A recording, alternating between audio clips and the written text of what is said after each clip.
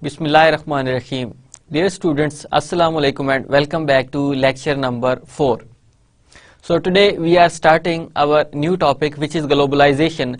But before directly going to the lecture with the new topic of globalization, let me give you an overview of my previous lecture so that we should review what we have done to memorize कि हम क्या कुछ इससे पहले पढ़ चुके हैं ताकि एक हमारा कनेक्शन इसमें क्रिएट हो सके. In my last lecture, lecture number 3, we discussed about theories of international business. Basically, we studied comparative advantage theory, imperfect market theory, and product life cycle theory. So these were the theories which allow you to go for the international business. And we already know about international business. When you are going beyond the boundary of your country to do your business, that becomes your international business. So in fact, these theories, three theories, give you an explanation that why one country, a country of a company, goes to do a business in the other country, because it sees that there is imperfect market, so we have a potential. So when it sees that there is comparative advantage over our own country, so that company goes for the international business. And the third one is product life cycle theory. They say that, okay, now first we should provide products to our own countries, and then if they see that there is also demand in the other country, we are fulfilling the demand in our own country, we should also provide it to the other countries as well. So they start to export their products in the other countries. And when they see that, no, there is a huge demand for our own products, they say, okay, rather than exporting products because it provides you more expensive transactions. So that is why shouldn't we make a huge investment, initial investment, which would be recovered in the subsequent years. So they make direct foreign investment in the form of installing a plant in the other country where there is a huge demand for your products. और फिर वो देखते हैं कि okay, now we are fulfilling our demand. और इसके हमने next phase में देखा था कि in case if they are unable to continue their products because their demand for the products is declining, तो वो उसको shut down कर सकते हैं. लेकिन ऐसा normally होता नहीं है because they add up the new product lines. तो वहां पर डिफरेंशिएशन करते हैं. अब कुछ प्रॉफिट उनको एग्जिस्टिंग प्रोडक्ट से हो जाता है और कुछ वो जो नई प्रोडक्ट लाइंस ऐड करते हैं उससे हो जाता है, तो उससे वो अपना बिजनेस कर सकते. तो that is your product life cycle theory. Then we have seen international business methods and we have seen there are basically 6 international business methods. One is your import and export, as we have already discussed. Then we have seen licensing, that one company provides a license to use their patents, copyrights, or a name that they can use for their own business. For example, एक US based company और मैं पाकिस्तान में business करना चाह रहा हूं, लेकिन नाम वो उस US कंपनी का यूज करना चाह रहा हूं. Then I will take a license from them. उनको पेमेंट करूंगा, उनके अगेंस्ट उनसे लाइसेंस लूंगा. अब हर एक चीज मेरी उसके मुताबिक होगी, जो वो उनके जो फार्मूलाज यूज किए जाते हैं, जो प्रॉपर उनके स्टैंडर्ड ऑपरेटिंग प्रोसीजर्स होते हैं, उनको मैं अडॉप्ट करूंगा और फिर उसके बाद प्रोडक्ट्स मैन्युफैक्चर करने के बाद मैं सेल आउट करूंगा. Then we have seen third one, that was franchising. अब मैं कुछ नहीं बनाऊंगा, मैं बिजनेस करना चाह रहा हूं, मैं फ्रेंचाइज लूंगा कंपनी से. वो कंपनी हो सकता है स्वीडन में हो, इंडिया में हो, बांग्लादेश में हो, यूके में हो, या other than any other country from Pakistan. और मुझे पता है कि if I will start selling products with the name of that company, तो मेरे ख्याल में मुझे कोई बहुत ज्यादा एडवर्टीजमेंट नहीं करनी पड़ेगी, क्योंकि people already know about that company and the product of that company या products of that company. So I will take a franchise, उनको मैं फिर पीरियोडिक पेमेंट करूंगा और उसके बाद उनका नेम यूज करने के बाद उनकी प्रोडक्ट्स को सेल आउट करूंगा। लेकिन फर्क ये है फ्रेंचाइजिंग और लाइसेंसिंग में कि लाइसेंस में आप हर चीज खुद करते हैं, आपके पास ऑटोनॉमी होती है, लेकिन फ्रेंचाइजिंग में आप स्पेशलाइज्ड सेल्स करते हैं सिर्फ। You are not suppose to produce anything. अब आपको जो मेन डीलर है वो आपको प्रोडक्ट्स प्रोवाइड करता है और फिर आप उनको सेल आउट करते हैं। दरमियान में आपका प्रॉफिट मार्जिन होता है, तो वो प्रॉफिट मार्जिन फिर आप अपने एज ए प्रॉफिट यूज करते हैं। लेकिन लाइसेंसिंग में आप इस तरह का काम नहीं करते, आप बनाते भी खुद हैं उसको, उसकी मैन्युफैक्चरिंग और उसकी एडवर्टीजमेंट वट वो सारी की सारी चीजें आप खुद कर रहे होते हैं। Then fourth one was your joint venture, and we had also an example of Sony Ericsson. इसका हमने काफी डिटेल में बात की थी कि there is no a consolidation of the companies, there is no affiliation of the companies. Companies work together for a specific venture. वो venture क्या था कि उन्होंने एक मोबाइल फोन बनाना था, उसके लिए उन्होंने कहा कि okay we have a Japanese company which is Sony, we have a Swedish based company that is Ericsson. अब दोनों ने आपस में मिलकर एक सिनर्जी बनाई, दोनों ने, उनके जो इंजीनियर्स थे उन्होंने मिलकर एक बेहतर प्रोडक्ट लॉन्च की। अब वो जब मार्केट में इन हो गए, उनकी प्रोडक्ट्स क्योंकि बेहतर थी, दो कंपनीज की एक्सपर्टीज शामिल हुई थी, तो उन्होंने एक बेहतर प्रोडक्ट लॉन्च की। अब उनका जो वेंचर था वो स्पेसिफिक प्रोडक्ट के लिए था, इसके अलावा उनका कोई वेंचर नहीं था। अब वो जो टाइम पीरियड था उसका खत्म हुआ, venture is finished, there is no affiliation at all for these both companies Sony and Ericsson. अब वो अपने तौर पे अलग अलग काम कर रही हैं। इसके अलावा अदर देन दीज प्रोडक्ट्स उनका कोई आपस में एफिलिएशन नहीं थी।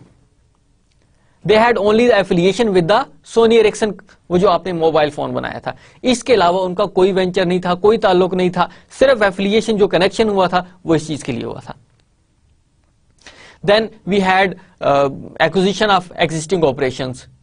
फिफ्थ वन, कि एक कंपनी, फॉरेन कंपनी है, पाकिस्तान के अंदर काम करना चाह रही है, तो they see that okay rather than establishing a new company we should see that कि another company having similar type of business is working here in Pakistan.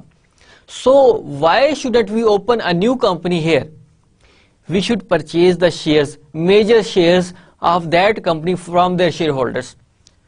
So what they do, if the price of that share of company which is working in Pakistan is for example 10 rupees, then what they do, they offer 12 rupees, 13, 14, 15 rupees per share to the existing shareholders and purchase their shares. जब वो more than 50% shares acquire कर लेते हैं, तो अब इसका मतलब ये हुआ कि कंट्रोलिंग इंटरेस्ट आपका जो फॉरेन कंपनी थी उसके पास आ गया। That is a direct foreign investment. अब उसका फायदा क्या हुआ, वहां पर अगर कोई मैन्युफैक्चरिंग कंपनी है तो they had already a plant over there. अब उनको वहां पे नया प्लांट, नई लैंड परचेज करने की जरूरत नहीं है, नया प्लांट परचेज करने की जरूरत नहीं है, इंस्टॉल करने की जरूरत नहीं है, फिर वहां पर नई रिक्रूटमेंट करने की जरूरत नहीं है, फिर डिस्ट्रीब्यूशन चैनल्स से उनको राब्ता करने की जरूरत नहीं है,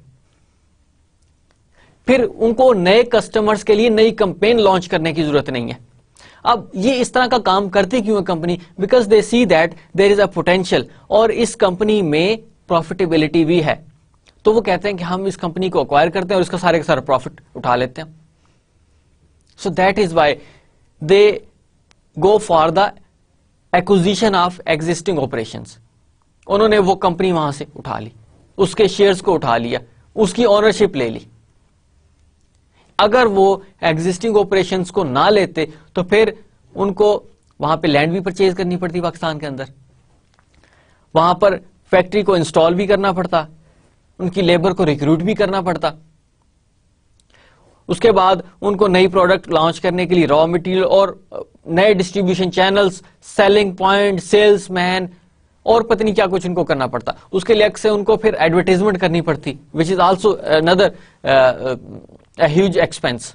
अब उनके ऑलरेडी कस्टमर्स हैं, उनको सेल आउट करते हैं, लेकिन पर्पस क्या था पीछे, पर्पस ये था कि they have to increase their profitability.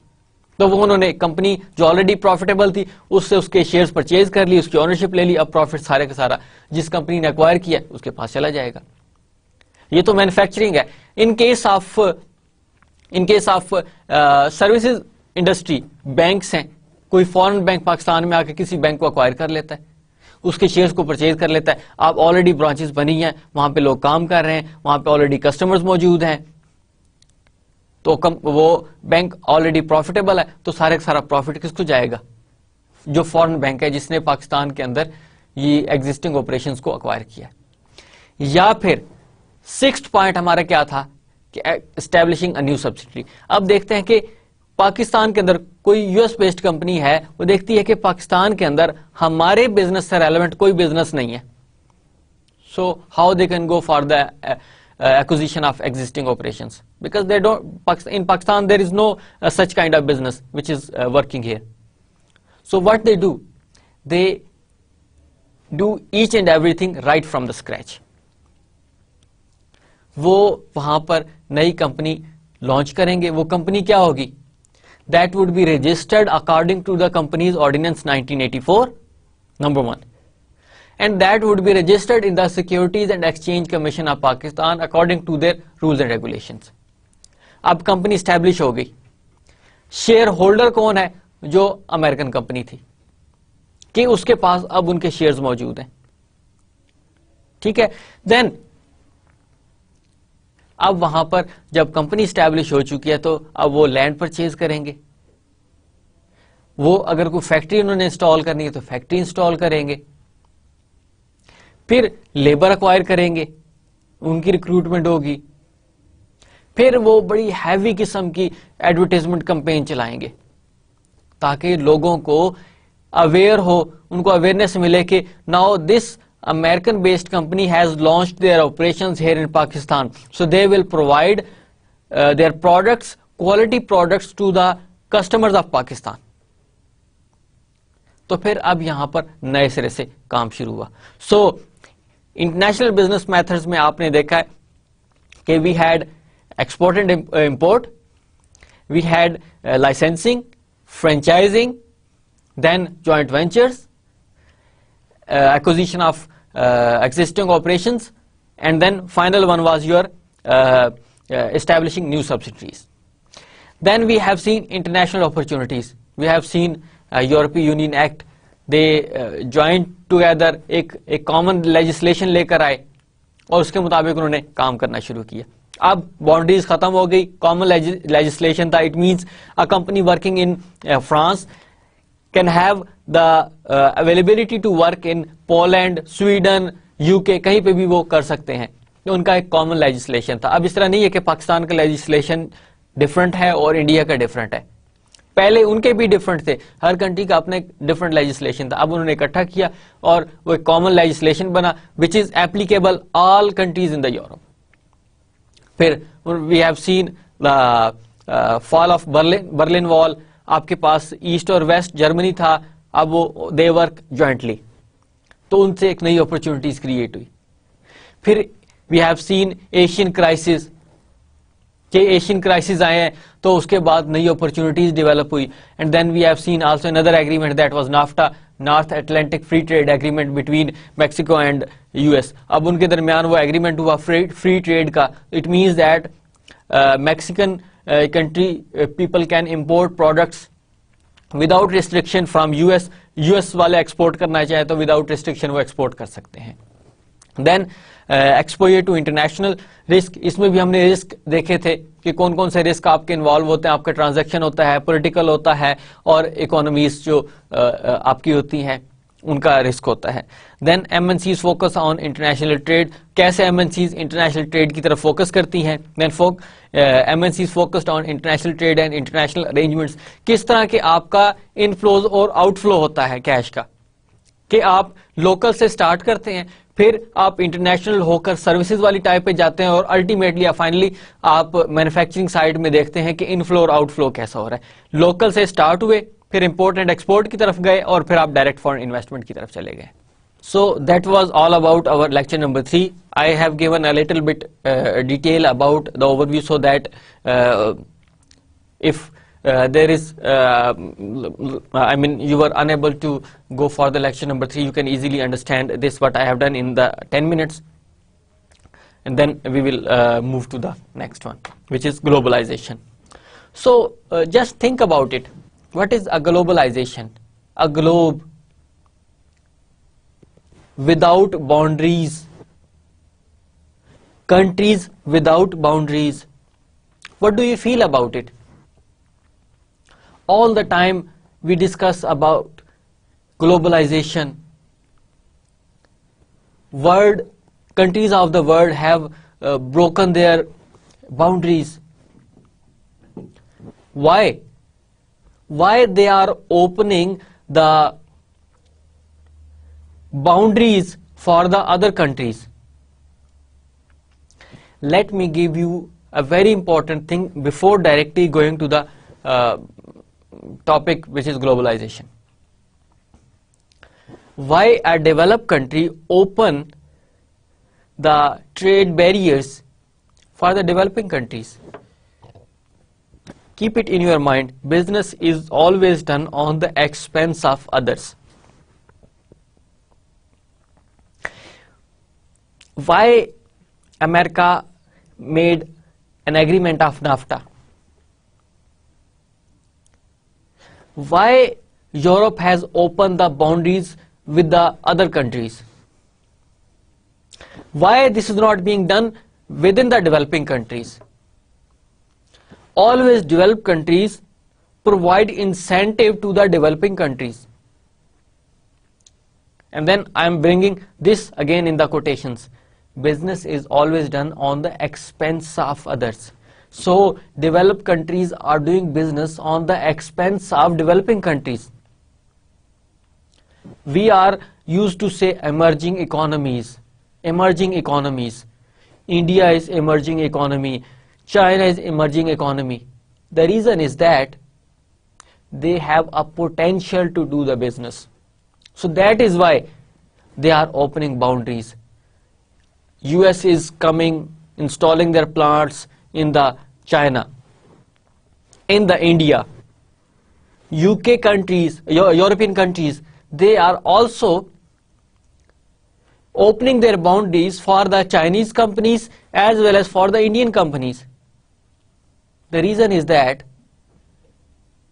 they have to take advantage of that potential which exists in these emerging economies.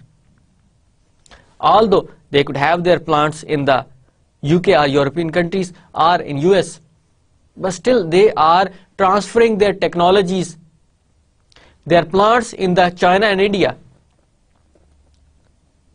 Just think about it.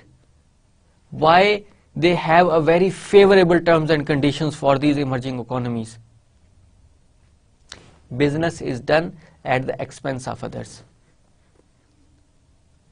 If you purchase any product in the market, whether it's a computer laptops, desktop computers, or any other home appliance, if you go back in the back side of that product, you will read made in China, but the company is US based, the company is European countries based.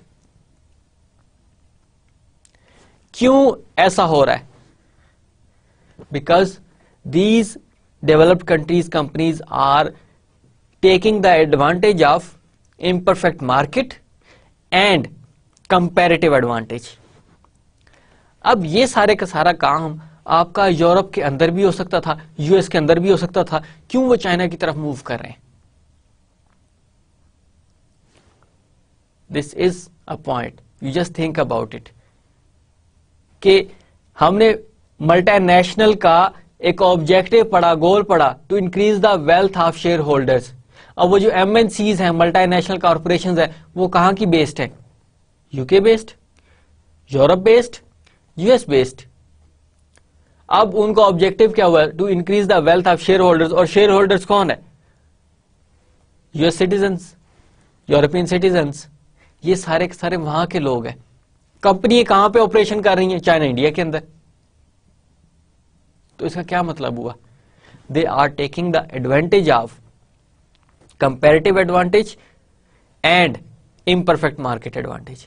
ये वहां का advantage लेके फिर जा रही है. So that is why we have a SAFTA, we have a NAFTA, GATT. We will discuss about it. What is GATT? GATT, GATT. General agreement on trade and tariff, या फिर बेसल अकॉर्ड, ये सारी चीजें हम discuss करेंगे. So I hope now you have a point to understand globalisation. Countries all around the world have opened their boundaries for free trade. They reduced their tariffs. They reduced any barrier which exists. और अगर कोई नहीं भी open करता तो फिर उसको और तरीकों से रिड्यूस कर दिया जाता है. So, what is globalization? The world is moving from self-contained national economies towards an interdependent, integrated global economic system. So, self-contained national economy, self-contained, आपके पास एक लिमिटेड बाउंड्री थी, अब वो वहां से हट रहे हैं, दरमियान में से बैरियर्स खत्म किए जा रहे हैं. बड़ी सादा सी एग्जांपल है ना, यूरोपियन, मैंने कॉमन लेजिस्लेशन की बात की आपसे. सो it means a citizen of UK can do the business in France, Switzerland, Sweden, Norway, कहीं पे भी वो जाके बिजनेस कर सकता है. They have removed self contained national economies और किसकी तरफ जा रहे हैं? इंटरडिपेंडेंट, जहां पे दिल करे उनका बिजनेस करें. You do not have any restriction at all. Integrated global economic system, आपने पूरे का पूरा एक वर्ल्ड को ग्लोबल बना दिया है, इंटीग्रेटेड है, आपस में मिलकर वो काम करना चाहें तो कर सकते हैं. Then globalization refers to the shift toward a more integrated and interdependent world economy. Globalization has two facets, दो आपकी चीजें होती हैं उनकी, the globalization of market and globalisation of product. थोड़ा सा इसके बारे में सोचें कि what do we mean by globalization of markets. हम अब मार्केट्स की बात कर रहे हैं. हम इन जनरल मार्केट्स को, मार्केट क्या है, कौन सी? यूके की market, Chinese market, Indian market, French market, US market, German market. तो फिर ग्लोबलाइजेशन ऑफ मार्केट्स का क्या मतलब हुआ कि will you add up the name of German market? Will you add up the name of Chinese market?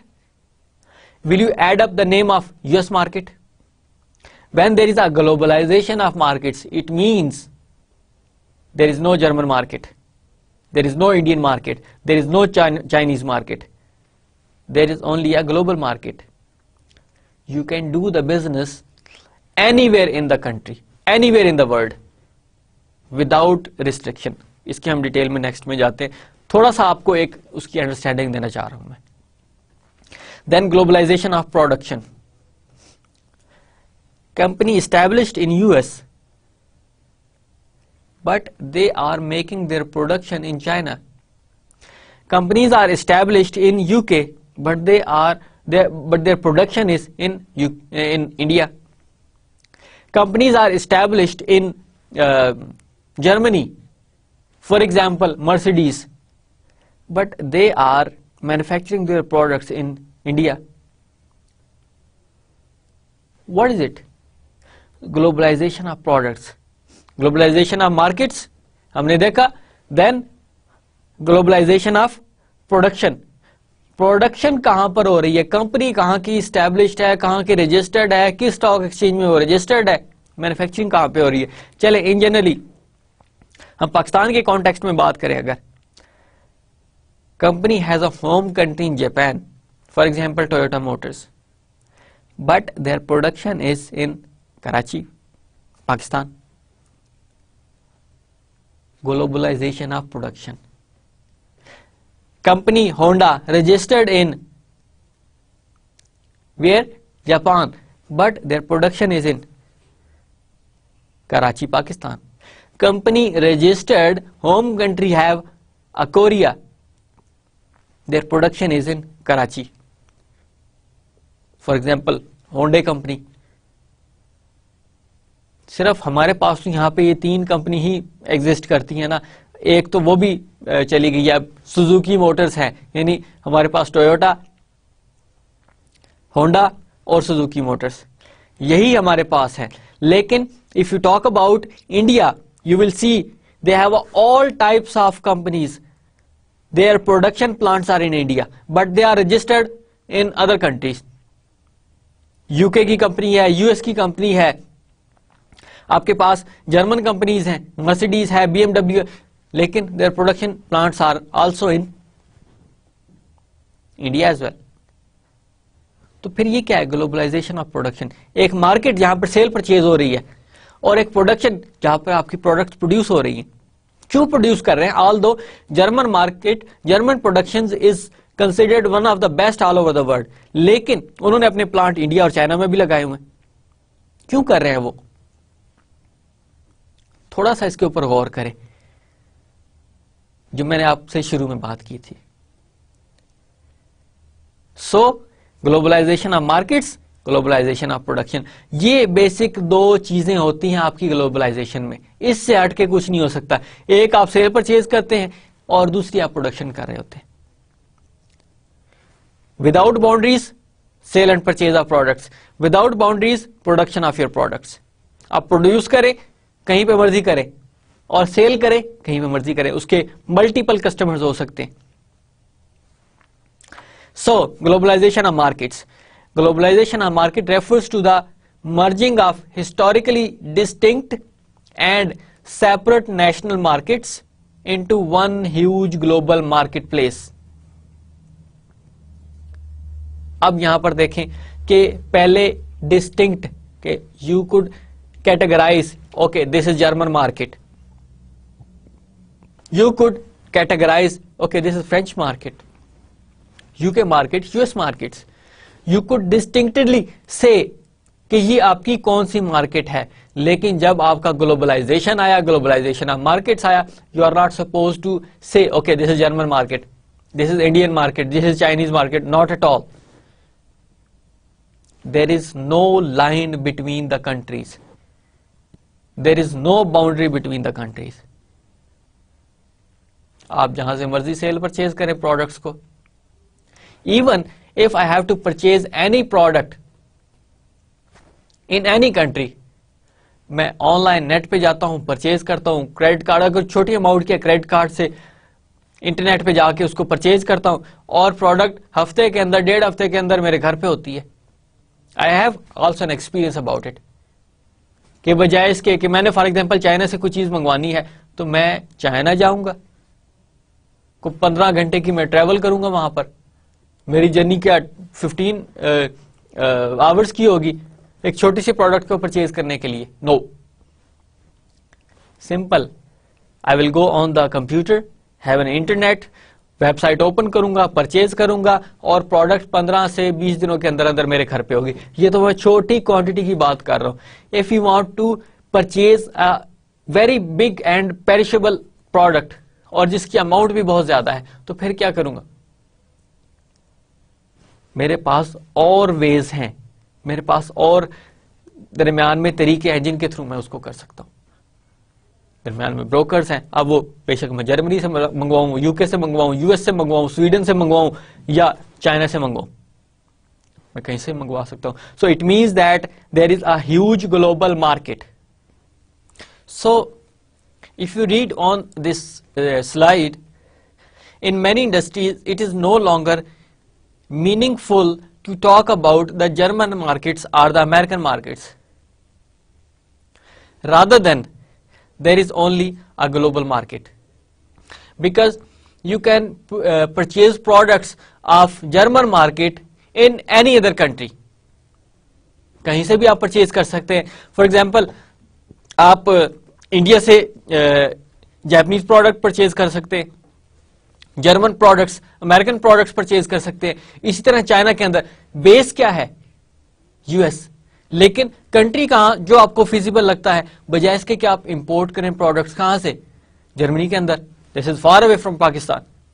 America से, this is far away from Pakistan. Even कि आप ट्रैवल भी करें तो आपको 20 आवर्स चाहिए ट्रैवल करने के लिए। अगर डायरेक्ट फ्लाइट हो आपकी, तो खुद सोचें कि आपने कोई प्रोडक्ट मंगवानी है which is expensive and huge in quantity, then how you will purchase that product from US? You will have to bear a huge amount of your transaction cost. So that is why where you will go? You will go which is a nearest country and where the transaction is frequent between that countries. आप वहां से purchase कर लें. China से आपकी import export बहुत ज्यादा है, इंडिया के साथ आपका बॉर्डर लगता है, तो आपकी बाई रोड भी आ सकती है वो चीजें. आपकी चाइना से भी आ सकती हैं चमन बॉर्डर के थ्रू, वो जो क्राक्रम हाईवे है उसके थ्रू आपकी जो इंपोर्ट एक्सपोर्ट होती है. तो जहां से आपको फिजिबल नजर आता है वो कंट्री ऑफ ओरिजिन उसका कहीं पे भी हो, it doesn't matter at all. You can purchase anywhere in the world. कोई भी आप प्रोडक्ट परचेज करना चाहें तो कर सकते हैं. So my point of explanation is that के there is no a distinctive market as in the mentioned German market. So there is a global market. You can say, okay, I need, for example, Chevrolet. This car is manufactured by the US companies, General Motors. तो क्या आप general motor से contact करेंगे और उनसे वो product purchase करेंगे, फिर वो आपको भेजेंगे, जितनी उस गाड़ी की कीमत होगी उतनी आपको ट्रांजैक्शन कॉस्ट बेयर करनी पड़ जाएगी. So you will purchase that product, उसी नाम से होगी, वही कंपनी उसको सेल कर रही होगी, लेकिन मार्केट कौन सी होगी? That is most near to you. आप वहां से परचेज करें. अब क्योंकि चाइना से हमारी ट्रांजैक्शंस बहुत ज्यादा है, so that is why there is a close relationships. वहां पर आपकी ट्रांजैक्शंस भी बहुत ज्यादा है, तो आप चाइना से परचेज करें, लेकिन आपको सेम क्वालिटी की वही चीज मिलेगी rather than importing it from US. So I hope now with that explanation you can easily understand the globalization of markets. It means there is no distinctive global market. There is one market which is globalized market. Falling trade barriers make it easier to sell internationally. As I already said that countries are removing their barriers. कोई उसमें barriers नहीं है, कोई hurdles नहीं है, कोई restrictions नहीं है. वो क्या बैरियर्स हैं आपके? फॉर एग्जाम्पल वो बैरियर्स आपके कोटाज हो सकते हैं, वो बैरियर्स आपके टैक्सेशन के हो सकते हैं, एक्साइज के हो सकते हैं आपके बैरियर्स. तो फिर अब कंट्रीज आपस में वो बैरियर्स खत्म करते जा रहे हैं. वर्ल्ड ट्रेड ऑर्गेनाइजेशन क्या कर रही है? वो यही कर रही है कि कंट्रीज के दरमियान हार्मनी आए, ट्रेड बैरियर्स खत्म हो, फ्री ट्रेड हो, फ्री ट्रेड एग्रीमेंट हो. अब मैंने आपको एग्जांपल दिया है नाफ्टा की, North Atlantic free trade agreement. वो आपको क्या बताता है कि there is no restriction of boundaries. Border दरमियान में खत्म. मैक्सिकन अगर चाहते हैं तो वो इंपोर्ट कर सकते हैं प्रोडक्ट्स यूएस के अंदर, यूएस अगर एक्सपोर्ट करना चाहते हैं मैक्सिको के अंदर तो करें. सेम इसी तरह आपका कनाडा और इंडिया के कनाडा और यूएस के साथ उनका भी बॉर्डर्स आपस में मिलते हैं. तो वो बॉर्डर्स मिलने का मतलब ये नहीं है कि there is a line, no, you can free trade. अब यूरोपीय यूनियन ने बाउंड्रीज खत्म कर दी हैं कंट्रीज के दरमियान, तो वो क्या बता रहा है कि it means they are removing the barriers, कि फ्री ट्रेड करें. Okay, this is your own choice. A company registered in UK, they can open their branches in Germany, Italy, Norway, Poland, कहीं पे भी वो कर सकते हैं without registering that branch in their respective country. तो इससे क्या होगा कि फिर आपकी जो इंटरनेशनल ट्रेड है, सेल परचेज है, वो बहुत इजी होती जा रही है. और फिर उसका बेनिफिट क्या हो रहा है? The taste and preferences of consumers are converging on some global norms. लोगों का लाइफस्टाइल बेहतर हो रहा है, लोगों को पता चल रहा है okay these are also the products which are available in the market, जो आपके जो एक लाइफस्टाइल है इसको बेहतर कर सकती है. आपका रहन सहन बेहतर हो जाता है, आपके अंदर एक स्टैंडर्ड क्रिएट होता है, क्योंकि डेवलप कंट्रीज में जो चीजें हैं वो डेवलपिंग कंट्रीज के अंदर नहीं है. उससे फिर जो डेवलपिंग कंट्री का जो एक सिटीजन है वो भी उसी तरह बेनिफिट्स ले रहा है जिस तरह डेवलप कंट्री का. अब आप सोचें कि if for example there is a restriction of trade between the countries, तो मुझे ये बताएं कि मुझे अगर एक अच्छा कंप्यूटर चाहिए, एक अच्छा लैपटॉप चाहिए, तो फिर मेरे लिए प्रॉब्लम नहीं हो जाएगा कि मैं उसको इंपोर्ट करूं या किसी के जरिए उसको मंगवाऊं. But that is also available here in Pakistan with the same name brand. For example if I say Apple company, that is US based company, उसका मैकिंटॉश जो लैपटॉप है, अब वो यूएस के अंदर भी उसी तरह ही है, पाकिस्तान के अंदर भी उसी तरह ही है.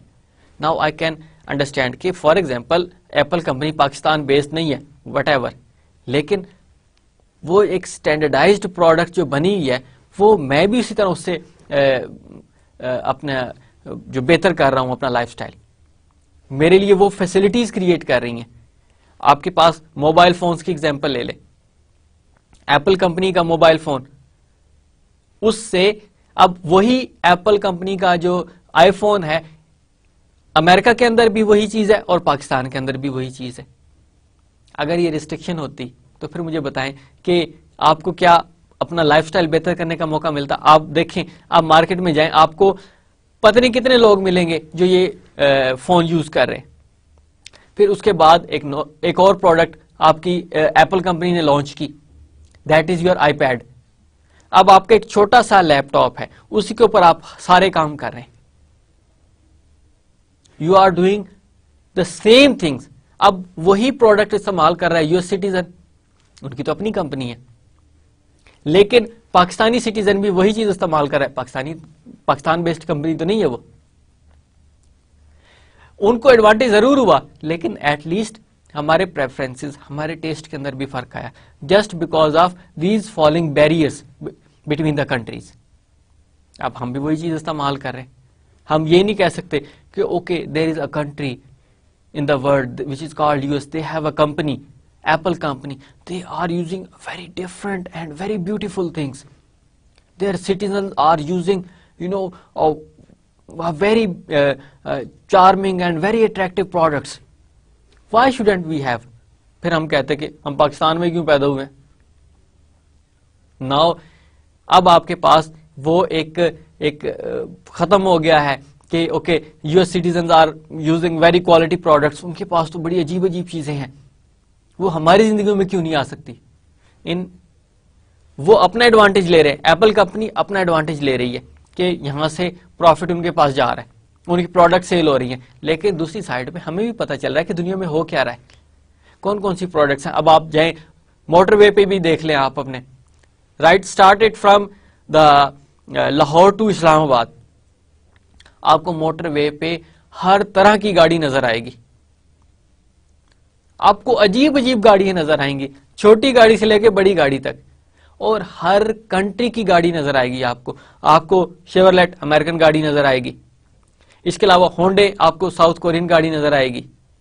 टोयोटा की डिफरेंट प्रोडक्ट लाइन्स हैं, आपको जापानीज गाड़ियां नजर आएंगी.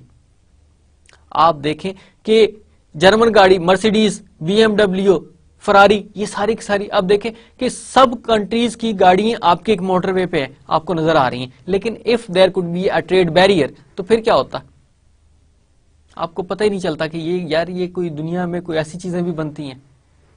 अब आपको अगर मूव करना पड़ जाए किसी भी यूरोपियन कंट्री के अंदर, तो यू कैन इजीली मूव, क्योंकि आपको पता है कि वहां पे कौन कौन सी प्रोडक्ट्स हैं और कैसे कैसे यूज किया जाता है, rather than you have a very separate corner, अलग पड़े हुए हैं, दुनिया से बेखबर क्या हो रहा है. तो इस ग्लोबलाइजेशन मार्केट ने आपको दुनिया से बाखबर किया है. दूसरा एडवांटेज आपको इसका यह होगा कि आपकी जो अपनी इंडस्ट्री है वो इंप्रूव होगी, उसको बेहतर होने का मौका मिलेगा. क्योंकि अगर अपने आप को आपकी होम इंडस्ट्री बेहतर नहीं करेगी तो इट मींस कि their products will not be sold out in the market, नहीं होंगी सेल. उसकी रीजन क्या है कि क्वालिटी प्रोडक्ट्स बाहर से आ रही हैं.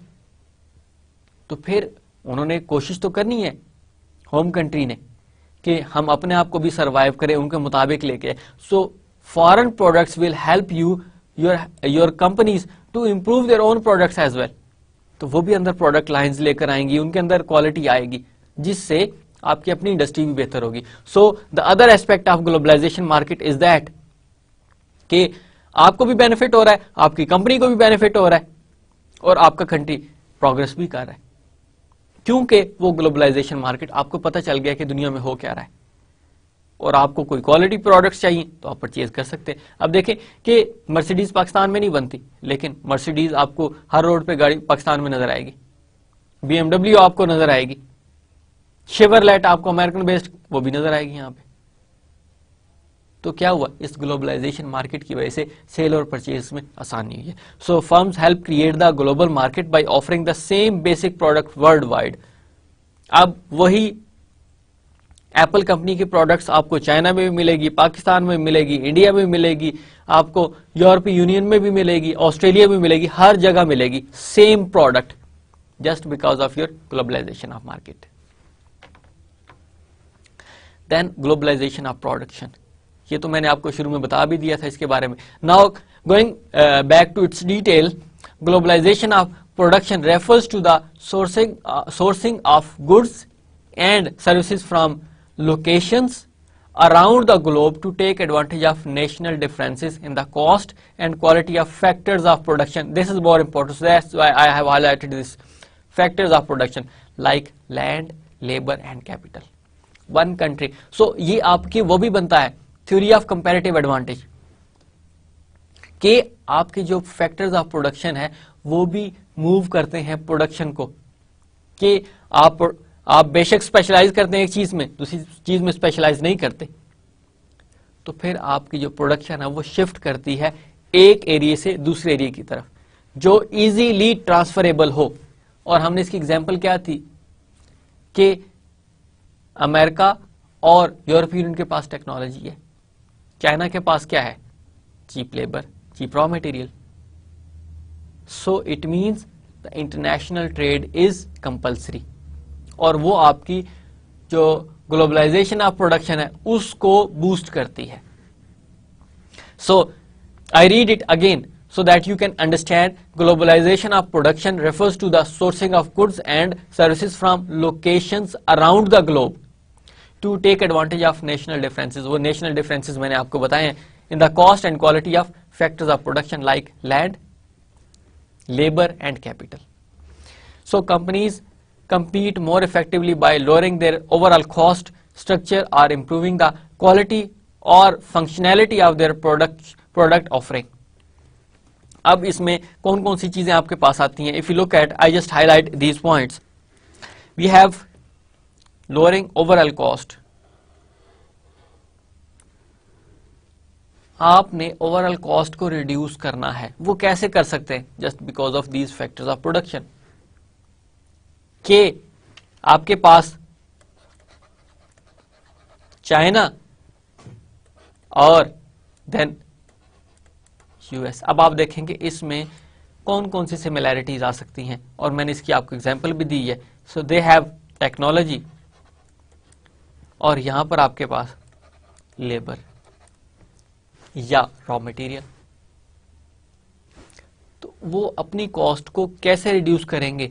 By splitting their production process. और ये मैंने आपको मैनेजरियल अकाउंटिंग में भी बताया था कि कंपनीज एक एक पेनी का हिसाब रखते हैं just to keep their cost low, so that if they keep their cost low their prices will also be lower, so they can compete in the market. वो मार्केट में कम्पीट कर सकते हैं, क्योंकि आपका अगर कंपेटिटर आपसे कम प्राइस शो करेगा सेम क्वालिटी में, तो फिर आपकी प्रोडक्ट कैसे सेल होंगी? तो फिर इस ग्लोबलाइजेशन ऑफ प्रोडक्शन ने कंपनीज को फैसिलिटेट किया है कि वो बेनिफिट लें फैक्टर्स ऑफ प्रोडक्शन का, कि जहां पे उनको कॉस्ट कम नजर आती है अपनी प्रोडक्शन वहां पे करें, irrespective of the boundaries of the countries. अब आप देखें बोइंग जेट 777 एयरलाइनर कहां कहां पे प्रोडक्शन हो रही है उनकी? Japan, Singapore, Italy. अब जहां से उनको बेनिफिट नजर आ रहा है वहां पे उनकी प्रोडक्शन कर रहे हैं। फिर IBM international business machines design कहां पे होता है? यूएस में। Then case, keyboards, hard drives in Thailand, क्योंकि वहां पर उसको वो सस्ता पड़ता है। अब डिजाइन में क्योंकि इंटेलेक्चुअल आपकी एफर्ट्स यूज होती हैं, तो वहां पे वो उन्होंने यूएस के अंदर ही रखा है, क्योंकि that can also be shifted in the other countries. Design है दैट कैन बी शिफ्टेड, उसको आप शिफ्ट कर सकते हैं कहीं पे भी। तो that is why they keep their base in the US. लेकिन आपके पास केसेस उसके कीबोर्ड्स, हार्ड ड्राइव्स कहां पे बन रही हैं? थाईलैंड के अंदर। Then display screens and memories in South Korea, क्योंकि साउथ कोरिया इस चीज में स्पेशलाइज करता है। तो उन्होंने कहा कि okay we will make the production of display screens, जो आपका मॉनिटर होता है, और उसके जो मेमोरी हार्ड ड्राइव है वो साउथ कोरिया के अंदर ज्यादा बेहतर तरीके से बन सकती है और ज्यादा सस्ती बन सकती है। तो they utilise that country. Then wireless cards in Malaysia, उन्होंने कहा कि Malaysia is perfect for this kind of production of products. तो why shouldn't we produce these products in Malaysia? Then microprocessors in US. अब उन्होंने कहा कि जो processors हैं, क्योंकि उसमें थोड़ी इंटेलेक्चुअल कैपेबिलिटी भी रिक्वायर्ड होती है, तो इसलिए वो कहते हैं कि this could be produced in US. अब आप देखें कि एक आईबीएम का कंप्यूटर बनना है और वो किन किन कंट्रीज में जाके बन रहा है? थाईलैंड के अंदर, साउथ कोरिया के अंदर, मलेशिया के अंदर, यूएस के अंदर। 4-5 कंट्रीज इन्वॉल्व हैं। क्यों? क्योंकि उन्होंने देखा है कि कॉस्ट एंड बेनिफिट, उन्होंने कॉस्ट एंड बेनिफिट का कंपैरेटिव एडवांटेज किया। उन्होंने कहा कि okay we have a better cost, I means reduction of cost in the Thailand, South Korea, Malaysia and US. तो उन्होंने इसको स्प्लिट कर दिया, क्योंकि बेनिफिट्स ज्यादा थे और इनकी कॉस्ट यहां पर कम थी। अगर कॉस्ट हाई होती, बेनिफिट्स कम होते, तो वो क्यों जाते? सारा उन्होंने रिसर्च की इसके ऊपर। उन्होंने कहा कि okay these countries are better for that specific products, so we should produce these products in that country. तो ये आपकी फिर ग्लोबलाइजेशन ऑफ प्रोडक्शन है। ये फिर आपकी, आप दुनिया में कहीं पे भी प्रोडक्शन कर सकते हैं। ये तो एक जनरल एग्जांपल है ना, ये जो बुक्स की एग्जांपल्स मौजूद है। You just look around your own and you can see that कि आपकी प्रोडक्ट्स की प्रोडक्शन कहां कहां पे हो रही है। मर्सिडीज कहां बन रही है? इंडिया के अंदर। यस, आपकी चाइना के अंदर प्रोडक्शन हो रही है। आपके जितने भी ये मोबाइल फोन्स हैं, आपके लैपटॉप्स हैं, ये कहां बन रहे हैं? चाइना के अंदर बना रहे हैं वो। लेकिन वो बेस कहां करते हैं? यूएस, यूरोपियन यूनियन, यूरोप की कंट्रीज हैं, उनसे बेस करते हैं, यूएस से बेस करते हैं। तो वहां पे वो उनकी प्रोडक्शन कर रहे हैं, वहां पे वो प्रोड्यूस कर रहे हैं प्रोडक्ट्स को। सो आई होप कि this can give you an understanding कि आपके पास ग्लोबलाइजेशन दो चीजों से होती है। One is your globalization of markets, okay, where you can easily purchase your products all around the world. There is no a specific market. आपकी कोई एक मार्केट नहीं है। आपकी मार्केट कौन कौन सी है? बेशक जर्मन है, लेकिन that is a globalised market, क्योंकि that market is not specifically for Germany और German people.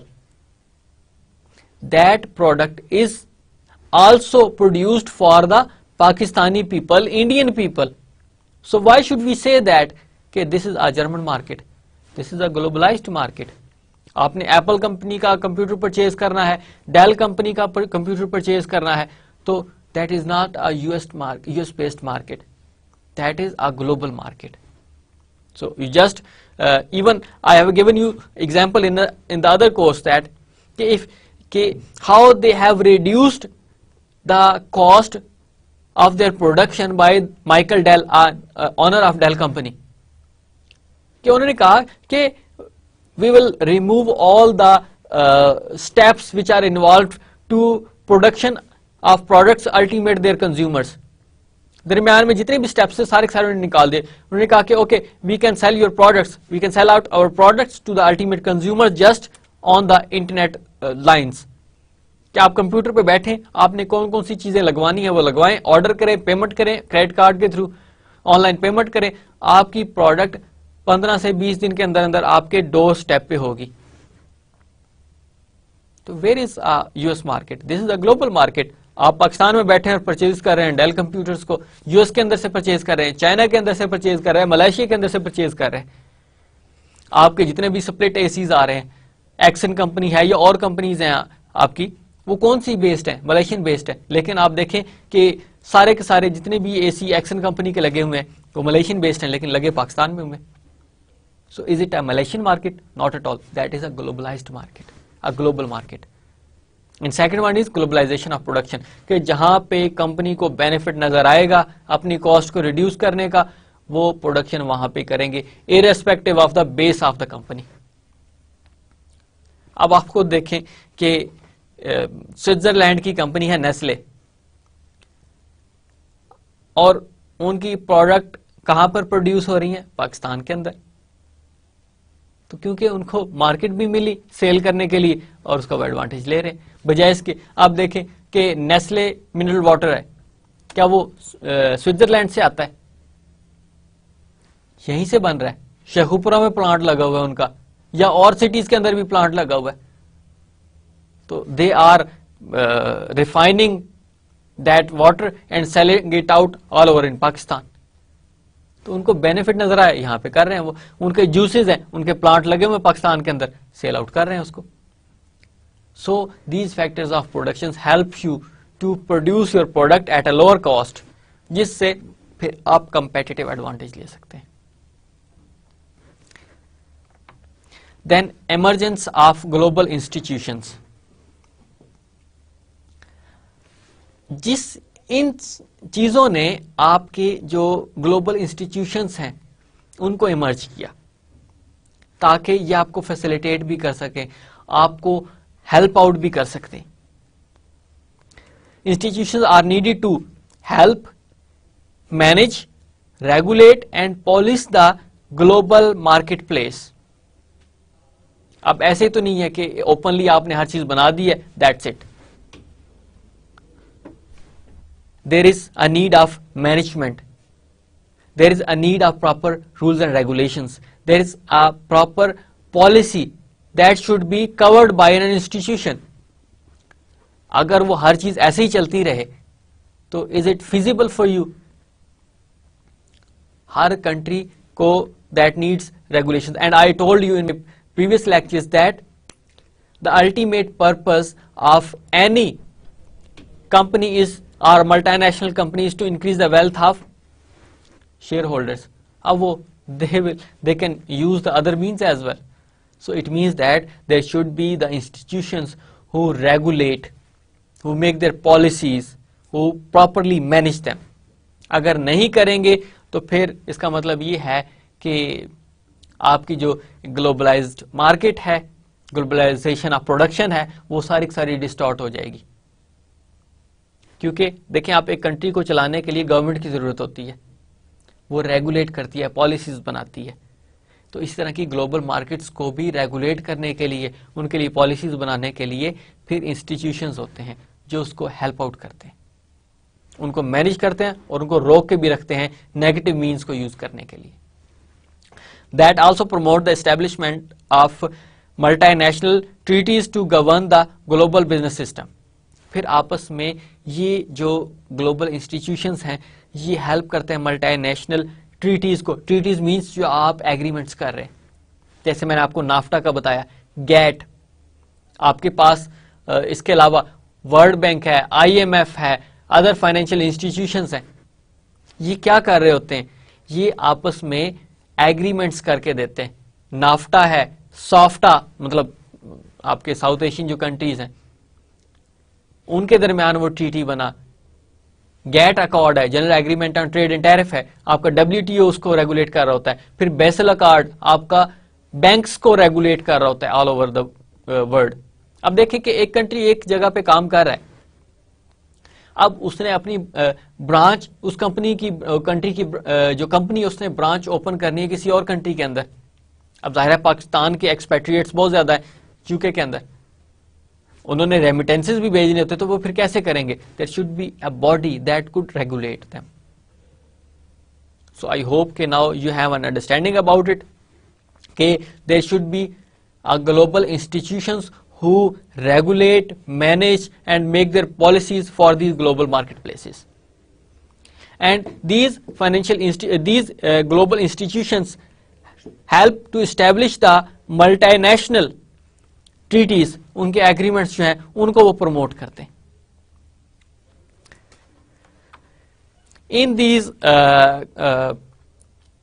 Markets we have some global institutions, इनकी कुछ आपको मैं बता देता हूं, we have some other as well, we will discuss later on in our slides in detail, कुछ हम डिस्कस कर भी लेंगे उसको। Global institutions created over the past half century that includes, as I already told you, कि GATT Accord, it is called GATT Accord, General Agreement on Tariff and Trade या Trade and Tariff। ये एक agreement हुआ countries के दरमियान for the उस trade and tariff के, उसमें आपने ट्रेड कहां तक लेकर जानी है, उनके डिफरेंसेस को रिमूव करना है, और टैरिफ आपने कितना रखना है, कम रखना है, ज्यादा रखना है, according to the requirement of that country. ये ना हो कि आप इतना ज्यादा वहां पे अपनी प्रोडक्ट को सेल आउट कर दें कि उसकी जो मार्केट है वही खत्म हो जाए, उसकी अपनी जो कंपनीज है उनकी एग्जिस्टेंस ही खत्म हो जाए। So they have to regulate basically. Then World Trade Organization, it has 150 member countries by July 2008। इसके 153 कंट्रीज हो चुके हैं वर्ल्ड ट्रेड ऑर्गेनाइजेशन के, जो फ्री ट्रेड को प्रमोट कर रहे हैं। Then International Monetary Fund, IMF, lender of the last resort भी बोला जाता है इसको, इसका हेड ऑफिस जो है वो जेनीवा में है। अब we already know about it, IMF, we always discuss about IMF, TV पे भी आप बहुत ज्यादा देखते हैं इसके बारे में, इसको सुनते हैं बहुत ज्यादा टीवी में भी। पाकिस्तान का इसके साथ बहुत ज्यादा ताल्लुक है, बहुत गहरा ताल्लुक है पाकिस्तान के साथ। The reason is that we always expect loans from IMF, फिर वो अपनी मर्जी से दरमियान में रूल्स एंड रेगुलेशंस इंप्लीमेंट करते हैं। कभी कहते हैं गैस की रेट्स बढ़ा दें, कभी कहते हैं बिजली के रेट्स बढ़ा दें, और हम किस्तें ले रहे होते हैं, फिर हमने उनकी पेमेंट भी करनी होती है। And all the time we are involved in this IMF issues. Then World Bank, which has headquarter in Washington DC, USA। आपके पास वर्ल्ड बैंक है, ये भी इसी तरह आपका काम कर रहा है, ये भी आपको लोन्स प्रोवाइड करता है। तो इसकी भी डिटेल हम देखेंगे, बड़ा ब्रीफ डिटेल होगी। Then United Nations, that was established in 1947 और आफ्टर द वर्ल्ड वॉर 2। ये इंस्टीट्यूशंस हैं बेसिकली जो मेजर इंस्टीट्यूशंस हैं, जो आपकी ग्लोबल मार्केट प्लेसेस को रेगुलेट करते हैं, मैनेज करते हैं, उनके लिए पॉलिसीज बनाते हैं, और फिर जो एग्रीमेंट्स हैं उनको वो साथ प्रमोट करते हैं, ताकि कंट्रीज के दरमियान हार्मनी आए, कंट्रीज के अंदर जो उनके प्रॉब्लम्स हैं उनको सॉल्व किया जाए, किस तरीके से उनकी हेल्प की जाए। अब हम हेल्प और सेंस में देखते हैं, but these institutions have a different perspective of help. वो कहते हैं कि अपने पांव पे खड़ा हुआ जाए, लोगों को क्वालिटी ऑफ लाइफ मिले। तो हम जरा और सेंस में इन चीजों को लेते हैं। So we should be we will get in the detail about it. Let me give you a brief overview about these institutions.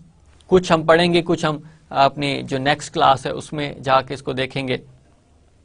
One is agencies and that facilitate international flows. वो क्या है, इसमें आपके पास एक IMF है, और मैं पाकिस्तान के पर्सपेक्टिव में भी आपको 2-3 स्लाइड्स दिखाऊंगा कि पाकिस्तान के पर्सपेक्टिव में ये क्या है। One is international Monetary fund. It was established in 1944 by the UN monetary and financial conference in Britain would, new Hampshire. ये 1944 में इसको एस्टैब्लिश किया गया, और that was established by the Britain would agreement, उसके थ्रू इनको बनाया गया था। इसका काम क्या होता है, develop for structured international monetary system. अब ये एक स्पेसिफिक कंट्री को फोकस नहीं कर रहा, but this is focusing all over the world. ये पूरे के पूरे वर्ल्ड को फोकस कर रहा है। जो इंटरनेशनल है, इंटरनेशनल मॉनेटरी सिस्टम है, उसको रेगुलेट करने के लिए इसको बनाया गया था। Then compensatory financial facility which attempts to reduce the impact of export instability on the country's economies। अब इसका क्या काम है कि ये आपको एक कंपेंसेटरी फैसिलिटी प्रोवाइड करता है कि कंट्रीज के अंदर जो एक्सपोर्ट का इम्बैलेंस चल रहा है उसको हेल्प आउट करता है। ये इसका काम ये नहीं है कि लोन लें और पेमेंट करें, लोन लें इंटरेस्ट के साथ पेमेंट करें। इसका जो ऑब्जेक्टिव ये था कि आपके पास ये जो एक्सपोर्ट का इम्बैलेंस है, इंस्टेबिलिटी है इकोनॉमीज के अंदर, उसको रिमूव किया जाए। देन स्पेशल ड्राइंग राइट्स, आपके पास SDR इसको बोला जाता है, SDR स्पेशल ड्राइंग राइट्स कि ये इसका एक मेजर कंपोनेंट है कि हर कंट्री अमाउंट जमा करवाते हैं, फिर उसके अगेंस्ट उसमें से आपको स्पेशल ड्राइंग राइट्स दिए जाते हैं कि जो वहां से विड्रॉ करवाते रहते हैं। ये थोड़ा सा खुद भी आप देखिएगा कि क्या स्पेशल ड्राइंग राइट्स होते हैं जो IMF से स्पेसिफिकली रेलेवेंट है। इसके चार्टर में क्या चीजें इंक्लूडेड हैं, वो है आपकी promote cooperation among countries on international monetary issues. अब वही बात आपकी, emergence of these global institutions that helps the management, regulations and policy of the market places. अब वो कहता है कि आपकी जो इंटरनेशनल मॉनेटरी इश्यूज हैं ये उनको सॉल्व या उनको सॉर्ट आउट करने की कोशिश करता है, आपस में कंट्रीज के दरमियान कोऑपरेशन लेकर आने के लिए ये काम करता है। So that is part of their charter. Promote stability in exchange rates. अब कंट्रीज हैं उनके दरमियान फ्लक्चुएशंस बहुत ज्यादा होती हैं, उसकी रीजंस क्या होती हैं, बहुत सी रीजंस हो सकती हैं। इन्फ्लेशन है कंट्री के अंदर, उनके अंदर GDP अच्छी नहीं है, उनके अंदर रियल इंटरेस्ट रेट है वो ठीक नहीं है। There are lot of reasons and out of that there is also another reason which is their reserves for foreign currencies. तो ये फिर और वो आपकी डायरेक्ट इफेक्ट करता है आपके एक्सचेंज रेट के ऊपर। आपके पास अगर रिजर्व्स कम है, आपने इंपोर्ट्स की पेमेंट करनी है, आपके पास रिजर्व खत्म होते जा रहे हैं, तो वो सारे के सारे प्रेशर आपके एक्सचेंज रेट के ऊपर लगेगा। So that provides loans that you should maintain, आप उसको फुलफिल करें और उसके बाद लोन की पेमेंट करें वापस, जो उसको रीपे आपने करना है उसको करें। So that helps for the stability of the exchange rate. पहला आपके पास क्या कर रहा है, वो जो मॉनेटरी इश्यूज हैं कंट्रीज के अंदर उसको सॉर्ट आउट करने के लिए हेल्प करता है। फिर उसके बाद आपके पास जो एक्सचेंज रेट के अंदर इंस्टेबिलिटी है उसको स्टेबल करने की कोशिश करता है। Provide temporary funds. अब ये वो टेम्पररी फंड्स हैं we always expect from the countries. वो क्या है आपकी कि provide temporary funds to member countries and Pakistan is also a member country for IMF, attempting to correct imbalance of international payments. उन्होंने कहीं पे पेमेंट करनी होती है पाकिस्तान ने, फॉर एग्जांपल पाकिस्तान ने जो इंपोर्ट की होती हैं, इंपोर्ट और एक्सपोर्ट, इन दोनों का डिफरेंस आपका क्या कहलाता है, बैलेंस ऑफ ट्रेड। अब वो जो बैलेंस ऑफ ट्रेड, अगर आपकी एक्सपोर्ट्स ज्यादा हैं इंपोर्ट्स कम है, तो दरमियान का डिफरेंस आपका क्या होता है, सरप्लस। और उसकी दूसरी साइड पे क्या होगा कि आपके पास इंपोर्ट्स ज्यादा हैं एक्सपोर्ट्स कम है, तो फिर आपके पास वो जो दरमियान में डिफरेंस होता है दैट इज डेफिसिट। उस डेफिसिट को ठीक करने के लिए अब ये आपको टेम्पररी लोन्स प्रोवाइड करता है। पाकिस्तान में बताया जाता है कि इतनी एक्सपोर्ट हुई, इतनी इंपोर्ट हुई, आपके दरमियान में इतना डेफिसिट आ रहा है, इतने महीनों का आपके पास जो रिजर्व्स है वो रह गए इंपोर्ट की पेमेंट्स करने के लिए, तो ये फिर आपको टेम्पररी लोन्स प्रोवाइड करता है। वो 3 साल के लिए हो सकते हैं, 4 साल के लिए हो सकते हैं, जिनको आपने फिर पे बैक करना होता है। Then it also promote free mobility of capital funds across countries. आपस में जो फ्री फ्लो ऑफ फंड्स है उनको भी ये फैसिलिटेट करता है। Then promote free trade, so that also promote that there should be a free trade between the countries. दरमियान में कोई बैरियर्स ना हो, कोई रिस्ट्रिक्शंस ना हो, कोई कोटा ना लगाओ, तो ये उसके लिए भी एडवाइसेस भी करता है। इसके अलावा ये उनको हेल्प भी करता है ताकि आपस में कंट्रीज के दरमियान फ्री ट्रेड हो और आपस में कोऑपरेशन की बढ़े। And if you look at on the quotation words, IMF goal is to encourage increased internationalization of business। Basically आपको ये कहता है कि जो ऑब्जेक्टिव है IMF का वो ये है कि there should be internationalization of business। Your business should not be focused on a single country। You should also help to the other countries so that they should also pass out their life with a proper lifestyle। उनके पास भी ऐसी facilities हो कि वो अपनी जिंदगी को बेहतर तरीके से गुजार सके। ये तो एक उसका अदर ऑब्जेक्टिव हुआ। दूसरा ये है कि आप जब बिजनेस कर रहे होते हैं तो डेफिनेटली आप बेनिफिट लेते हैं उसका। एक आपने ह्यूमन ऑब्जेक्टिव रखा कि लोगों को लाइफस्टाइल दे रहे हैं, दूसरी साइड पे आपने ऑब्जेक्टिव रखा कि आप लोगों को बूस्ट कर रहे हैं कि वो बिजनेस कर रहे हैं और उससे बेनिफिट्स लें। So that was basically a charter of IMF। वो करता है क्या उसके ऑब्जेक्टिव्स होते हैं। जो फाइनल चीज है that is internationalisation of business. लोगों को बिजनेस करने की अपॉर्चुनिटीज मिलती हैं, तो वो अपना एक जो उनके दरमियान, अब देखें कि अगर इंटरनेशनलाइजेशन ऑफ बिजनेस होगा, उसके बेनिफिट्स क्या होंगे कि कंट्रीज के दरमियान कोऑपरेशन बढ़ेगा, नंबर 1 ऑब्जेक्टिव, उनके इश्यूज रिजॉल्व होंगे। दूसरा, एक्सचेंज रेट उन कंट्रीज का स्टेबल रहेगा। जाहिर है बिजनेस हो रहा है, एक्टिविटी हो रही है, एक्टिविटी होती है, तो फिर आपके पास एक्सचेंज रेट भी स्टेबल रहता है। फिर उसके बाद जब आप बिजनेस कर रहे हैं तो फंड्स भी इजीली फ्लोट करते हैं वन कंट्री टू अनदर, तो फ्री आपकी फंड्स जो है उनका ट्रांसफर होता है। फिर दरमियान में ट्रेड भी आपकी बढ़ती है। तो आपके पास जो बेसिक ऑब्जेक्टिव हुआ IMF का, वो आपके बिजनेस को इंटरनेशनलाइज करना होता है, जिससे ये सारे ऑब्जेक्टिव्स आपके पूरे भी होते हैं। So let me give you an example of Pakistan. जो Pakistan when government was came in 2008 and they took loans from IMF, तो वो क्या था, किस तरह से उसको मैनेज किया गया, current IMF support programme for Pakistan. तो इसको मैंने करंट के नाम से रखा है because it is an ongoing process, so that is why we should also be careful about it. मैं इसलिए बता रहा हूं आपको कि इट वाज स्टार्टेड इन 2008, क्योंकि गवर्नमेंट भी 8 में आई थी, तो they told that we have a very shortage of foreign reserves, हमने पेमेंट करनी है, हमारे पास फंड्स होने चाहिए। So they government went to the IMF and asked about the loans. तो वो उसकी डिटेल क्या थी, let me tell you about it. It was 34 months program and 11.3 billion standby arrangements were made for this to help out Pakistan. Originally approved by IMF Executive Board on November 24, 2008, augmented on August 7, 2009, and extended by 9 months in December 2010. The board completed the 4th review of the program on May 14, 2010.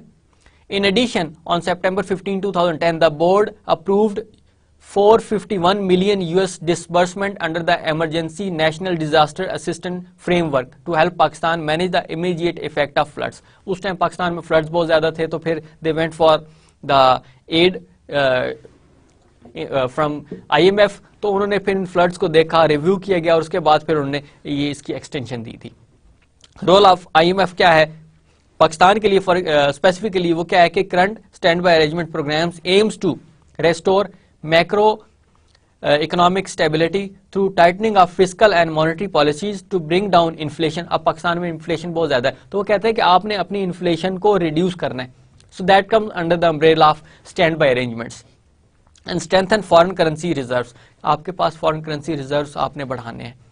And protect the poor by strengthening the social safety net, this is a key element of the government's policy strategy. वो कहते हैं कि आपने गरीब लोगों को ज्यादा इसमें हेल्प आउट करना है, उनके अपने जिंदगी को बेहतर करना है। Then raise budgetary revenues through comprehensive tax reforms to enable significant increase in the public investment and social spending required for achieving sustainable growth. ये आप जब तक नहीं करेंगे, आप अपनी जो कंट्री ग्रोथ है उसको नहीं कर सकते achieve. So that is why they are specifically focusing raise budgetary revenues, कि आपने अपने डेफिसिट्स नहीं, अपने रेवेन्यूज को इंक्रीज करना है। Pakistan's economy had initially made progress towards stabilization under the program. Start में वो हुआ, उसके साथ macroeconomic imbalance shrank and inflation fell below 10% in mid 2009. क्योंकि जाहिर आपके पास जब फंड्स आने शुरू हो गए तो थोड़ा सा गवर्नमेंट को भी एक स्टेबिलिटी मिली, गवर्नमेंट को भी थोड़ा हेल्प हो गई उसको बेहतर करने के लिए। More recently however the budget deficit has increased, लेकिन क्या हुआ कि आपका बजट डेफिसिट इंक्रीज हुआ, reaching 6.3% of GDP in 2009-10 and inflation has been on the rise. Again फिर इन्फ्लेशन बढ़ना शुरू होगी, पहले 10% से रिड्यूस हुई, लेकिन फिर वो कहते हैं कि it was recorded 13% in March 2011, तो फिर वो 13% पर चलेगी। It means you did not have a proper control on the inflation. The external position has strengthened, the exchange rate has been stable. कुछ बेहतरी आई उसके दरमियान, जिस तरीके से मतलब शार्प डिक्लाइन आ रहा था पाकिस्तान करेंसीज के अंदर कि इन 2008 इट वाज 60 रुपीज डॉलर, फिर क्योंकि आपके पास डॉलर्स कम होना शुरू हो गए तो डॉलर्स की वैल्यू बढ़नी शुरू होगी और पाक रुपीस डाउन होना शुरू हो गया। लेकिन वो कहते हैं कि इसके बाद उसमें बेहतरी आई है, ठीक है। And the current account deficit has narrowed considerably, helped by lower impact import growth, higher exports and a robust increase in workers remittances. लोगों ने बाहर से पैसे फिर भेजना शुरू कर दिए, because we have a large number of expatriates. वो यूके के अंदर है, इटली के अंदर है, यूएस के अंदर बहुत से लोग हैं जिन्होंने पाकिस्तान के अंदर पैसा भेजा है, जिससे आपके पास रिजर्व्स में इंक्रीज आया। Foreign currency reserves has increased from 3.3 billion US in November 2008 before SBA standby arrangement approved to over 14 billion at present। अभी वो कहते हैं कि आपके पास इस वक्त जो है वो 14 बिलियन के रिजर्व्स मौजूद है, 14 बिलियन डॉलर्स के रिजर्व्स मौजूद है, जिसको अक्सर स्टेट बैंक बताता है कि कभी 12 पे पहुंच गए, कभी 9 पे पहुंच गए, कभी 15 पे पहुंच गए, वो इस चीज के बारे में बताता रहता है। Finally moreover, very little progress has been made in reforms in the electricity sector. We already know about it कि electricity reforms में कितनी बेहतरी आई है, and we also prefer that it should also be improved.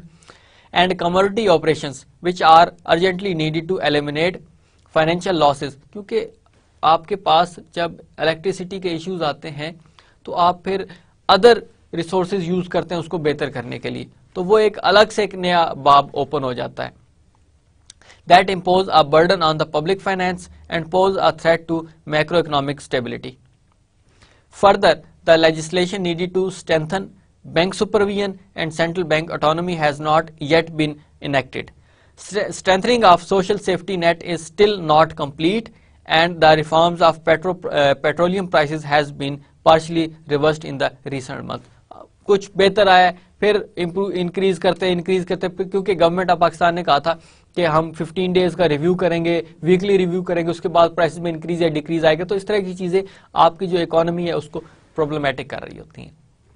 So I hope के from the charter of IMF linking with the Pakistan will help you to understand कि ये इनके दरमियान और क्या कुछ चलता है। So I am giving you this part कि आपने स्टैंड बाय अरेंजमेंट्स को थोड़ा सा डिटेल में देखना, वो क्या होती हैं। फिर उसके बाद हमने एक और चीज देखी थी, that was special drawing rights, special drawing rights. ये थोड़ा सा आपने इसके बारे में देखना है, stand by arrangements overall and with relevant to Pakistan and then special drawing rights. इन चीजों को आपने देखना है, उसके बाद फिर थोड़ा सा आपको आइडिया हो जाएगा कि पाकिस्तान का जो है वो ओवरऑल IMF के साथ क्या लिंक चल रहा है, क्या रिलेशनशिप चल रहा है। सो आई होप के यहाँ तक मैंने आपको काफ़ी डिटेल बताने की कोशिश की है, जिसमें आपकी globalisation and globalisation of production, globalisation of market place, then we move to the agencies that regulate your market places. उसमें आपके पास गैट के बारे में हमने देखा है, गैट, फिर आपके पास WTO हो, UN है या IMF वगैरह, ये सारे के सारे कंट्रोल करते हैं आपके ओवरऑल मॉनेटरी सिस्टम को। So in my next lecture we will talk about further these financial institutions, उनके ब्रीफली डिटेल देखेंगे कि वो क्या थी। तो then in the next class we should have a complete picture about these basic information about these institutions, उसको हम complete करेंगे और फर्दर हमारे पास कुछ और टॉपिक होंगे डिस्कस करने के लिए।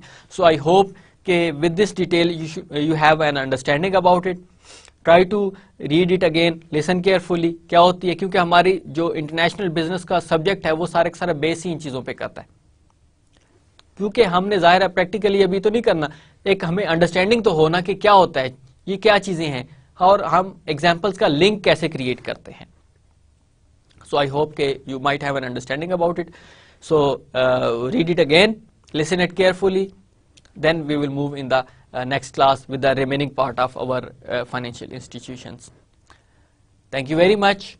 Take care and Allah Hafiz.